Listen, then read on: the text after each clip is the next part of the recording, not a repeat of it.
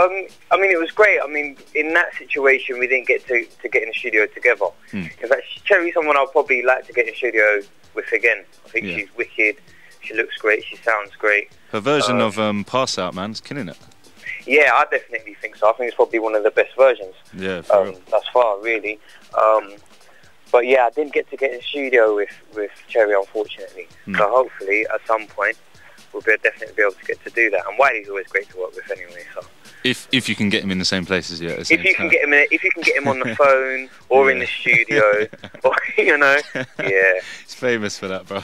Yeah, definitely. Like you work with Terror as well, and like Terror's obviously been around in the game long time, and he's kind of one of these people who I kind of look at Terror like Just Blaze in some ways, because he's in the back, but he's always there, and he's consistent, and he brings people through. Yeah. And he's not one of these hog the limelight kind of dudes, but he puts a lot of very quality style artists forward. I mean, did you work with him closely, or how did that kind of work about? Terry's a very good friend of mine, and to be honest with you, he's one of the reasons that I was able to kind of gain my position in the early stages. Yeah. He hooked me up with a track that featured on the 140 with Miss Brat. He's obviously gone on to do massive things now, Bruiser, Badness. And we've just kind of been bouncing remixes back and forth ever since, really. We speak on a regular. Definitely someone that I'll definitely continue to work closely with. I mean, it's always good to work with other producers for inspiration and all the rest of it. It's more than healthy. Yeah, man. And is it like an email thing, a Gmail thing, that you kind of just chuck things back and forth? Check this out? AIM. Yeah, we're on AIM, sending over WAVs back and forth. But I mean, we do get to see each other quite a bit more these days. I mean, we're both taking bookings and ending up in the same places. We've got the same management. So, yeah, he's someone I'm around, probably the most person I'm about in terms of producers in the scene at the moment. Now, for upcoming producers, I'm sure there's, we got our listeners listening, bedroom producers just starting out. Maybe they just got their first taste of, I don't know, messing around with some audio editing software. I mean, what advice can you give for any of them? What's a good way to start? And then once they've started, what's a good way to take it forward after that? I think once you start and you kind of got to grips with what does what in whichever sequencer you're using, forget all the rules, do whatever you feel like, and once you've got your own sound, just never stop. And I think that's the three most important things. I think that's good advice, because dubstep forgot all the rules, grime forgot all the rules, really and truly, innit? Yeah, I mean, music shouldn't have rules. Yeah. Really, really and truthfully, and just go for it. Forget what everyone else is doing, just do it, I think. Is it really about trying to get, I don't know, back in the day, they always used to say it's about being next to the right people. Is it important to network? Do you need to know the right people?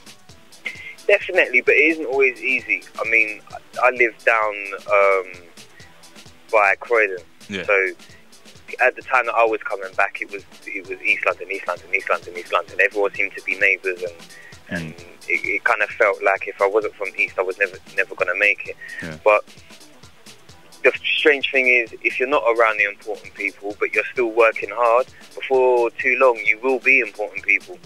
So don't ever lose sight of that, and don't feel like you have to get the cosign to be good, because you don't. Good music speaks for itself. Is it important to get into a studio and maybe work alongside an engineer, like vibe off them, watch them, like work experience? Yeah, I mean, I work with an engineer now, and I've been at the same show. I've been at Danny C's studio, which is AIM Studios, and I've been there since 2006. Yeah.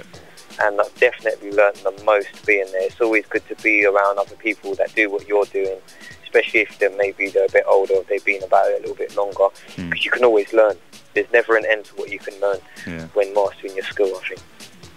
Is there producers out there, which UK producers do you really look out for, like when they're making a track and it comes out, you want to check it out? Calvin Harris. Yeah? Yeah, I know that sounds quite far from what I'm doing, but I just think he's a wicked producer. Chasing Status also. Yeah. Terra, I always want to know what he's got coming. Joker, Rude Kid. Anyone and everyone, really. I just want to know, what everyone's up to and make sure everyone's up to speed, really. I think Chasing Status is a good one, because to me, like, They're so melodic yet quite complex at the same time with what they make. Yeah, they're scientists with in terms of engineering. Yeah. Anyone that's really been involved in the drum and bass and the dubstep, it's a technical sport, man.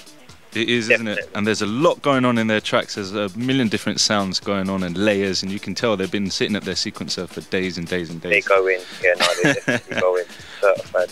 Most definitely, man. Now, it's all about facebook.com/Swindle UK. That's SWINDLE UK. You got a MySpace as well?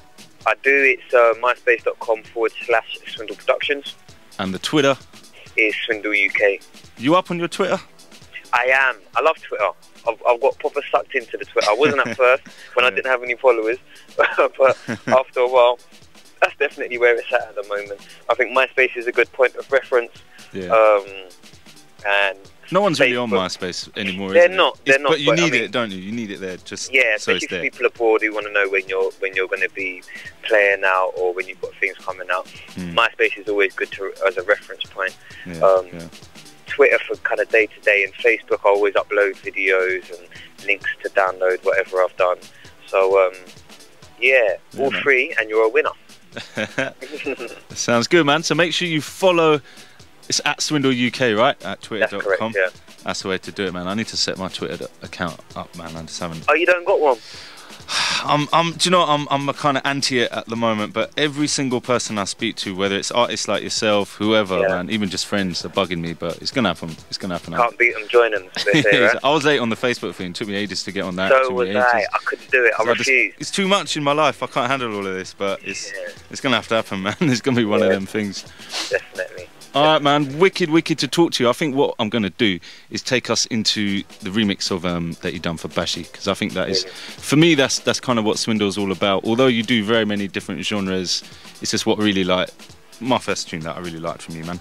So let's go into that, man. Any shouts, big ups, anything like that, bruv? I want to shout out everybody that I've worked with, everyone that's bought the EP so far, everybody listening, Soul to Streets, my management.